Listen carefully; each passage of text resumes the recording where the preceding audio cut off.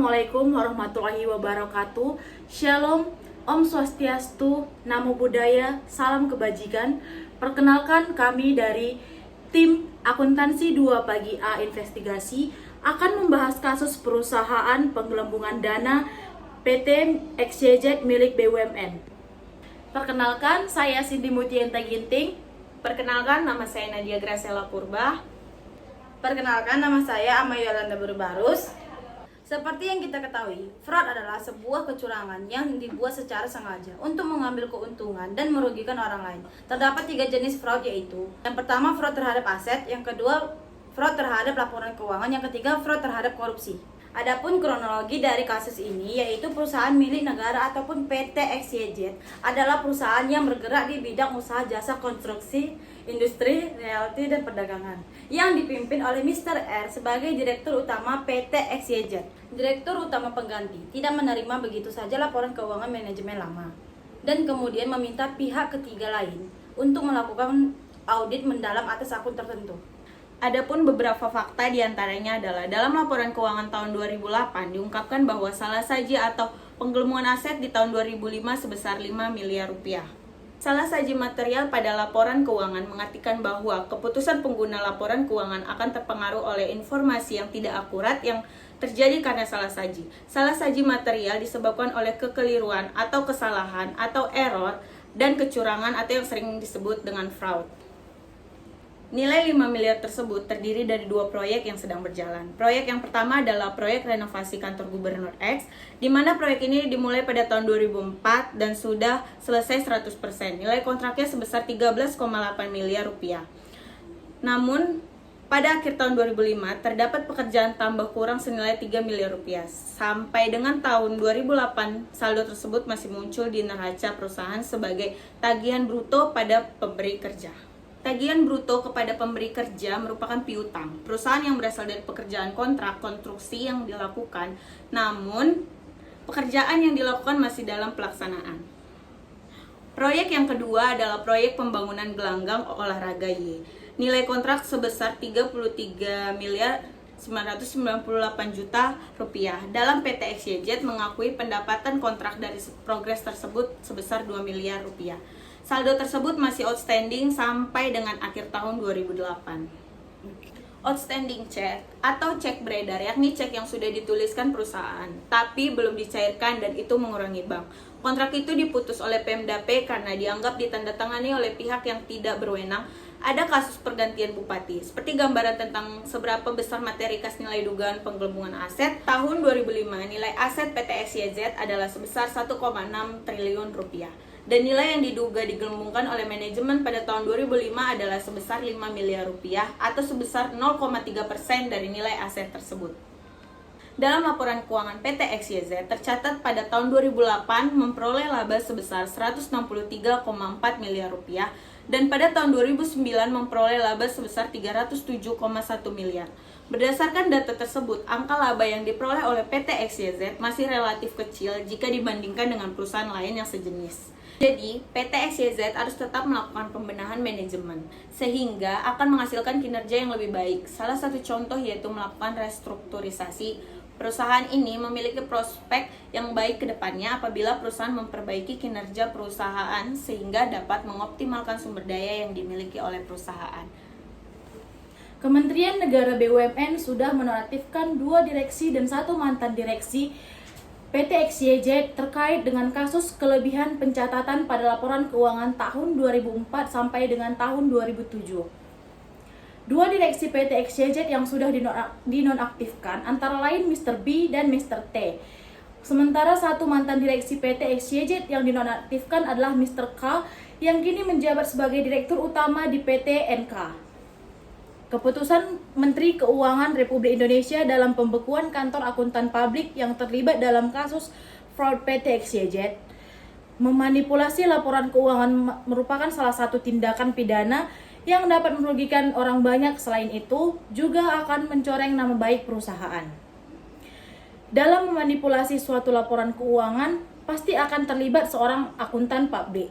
Pengauditan yang dilakukan oleh akuntan publik diharapkan dapat menaikkan tingkat keandalan laporan keuangan perusahaan, bukan malah membantu perusahaan untuk melakukan kecurangan atau sampai membantu menutupi terjadinya kecurangan di dalam perusahaan. Ini merupakan kasus kriminal yang harus diselesaikan di pengadilan guna mendapatkan sanksi hukum.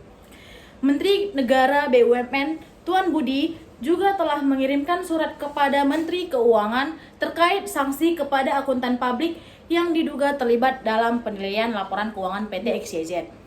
Berdasarkan surat yang diajukan Menteri BUMN, akhirnya Menteri Keuangan memutuskan untuk melakukan pembekuan terhadap 2 kantor akuntan publik yang terlibat dalam kecurangan pada PT XYZ. Dampak dari kasus kecurangan ini antara lain yaitu yang pertama, menjatuhkan citra BUMN yang selama ini kita anggap bahwa BUMN sudah menerapkan manajemen yang cukup baik sebagai kontrol. Kemudian yang kedua, mengurangi kepercayaan investor yang akan membeli saham di PT XYZ dan membuat investor berpikir ulang untuk mempertahankan saham yang ditanam dalam PT tersebut. Lanjut yang ketiga yaitu menambah panjang deretan perusahaan Indonesia yang melakukan kecurangan dan hal tersebut menurunkan citra Indonesia dalam manajemen perusahaan.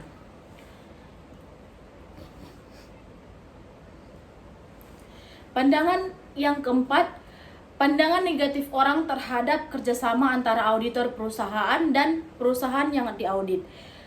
Padahal tidak semua auditor melakukan hal tersebut dan banyak auditor yang mempertahankan integritas dan ketentuan-ketentuan lainnya.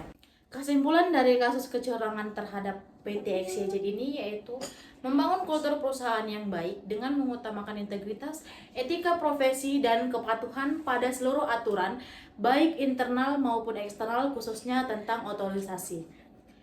Mendahulukan kepentingan publik daripada kepentingan pribadi, dalam rekrut karyawan harus memilih yang berintegritas dan memiliki moral yang baik, dan pentingnya integritas yang baik bagi kelangsungan usaha perusahaan. Melakukan review atau evaluasi sistem pengendalian internal perusahaan. Corporate governance dilakukan oleh manajemen yang dirancang dalam rangka mengeliminasi atau setidaknya menekan kemungkinan terjadinya fraud atau kecurangan tersebut. Corporate governance meliputi budaya perusahaan, kebijakan-kebijakan, dan pendelegasian wewenang. Transaction level control process yang dilakukan oleh auditor internal pada dasarnya adalah proses yang lebih bersifat preventif dan pengendalian yang bertujuan untuk memastikan bahwa hanya transaksi yang sah, mendapat otorisasi yang memadai yang dicatat dan melindungi perusahaan dari kerugian.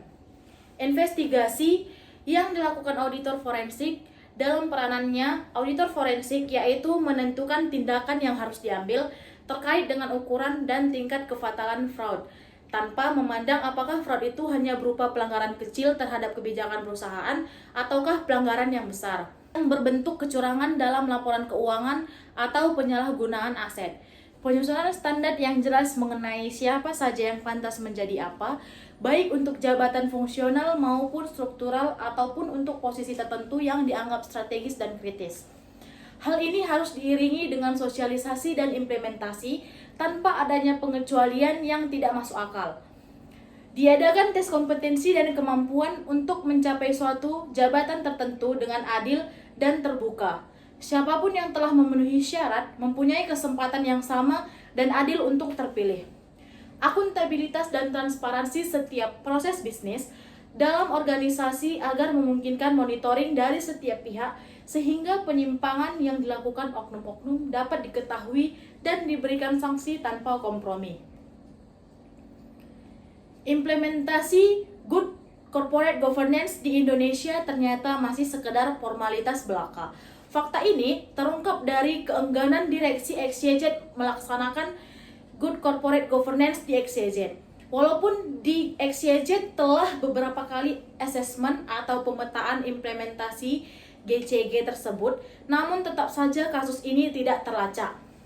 Adanya kerjasama sistematik dalam melakukan rekayasa keuangan dapat dilihat dari kantor akuntan publik yang melakukan audit terhadap perusahaan dan tidak memberitahukan bahwa perusahaan yang diaudit telah melakukan kecurangan terhadap laporan keuangan. Hal ini menunjukkan lemahnya fungsi internal kontrol. Penerapan good corporate governance di BUMN belum menjadi corporate culture yang seperti transparansi dan akuntabilitas dalam perusahaan. Adanya restrukturisasi secara berkala sangat penting untuk mencegah adanya fraud dalam suatu perusahaan. Bagaimana tanggung jawab Anda jika Anda sebagai auditor dalam mengungkapkan kasus ini?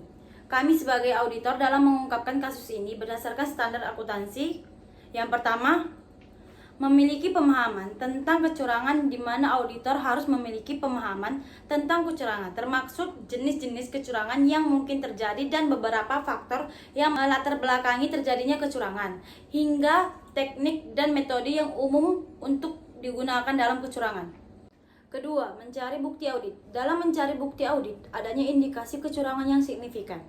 Maka seseorang auditor harus mencari bukti kecurangan tersebut yang mendukung maupun yang membantah adanya kecurangan.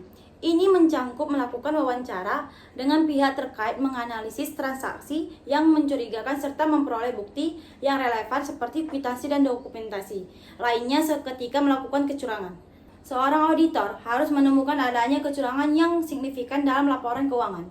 Maka auditor harus memiliki tanggung jawab untuk melaporkan kecurangan tersebut, sehingga dapat mengkomunikasikan temuan kepada manajemen entitas, komite audit, dan pihak yang berwenang seperti regulator atau lembaga penegak hukum teori yang mendukung kerangka berpikir dan terkait dengan kasus ini. Pertama, teori pengendalian internal harus melindungi aset perusahaan, mencegah kecurangan, dan memastikan keandalan kecurangan.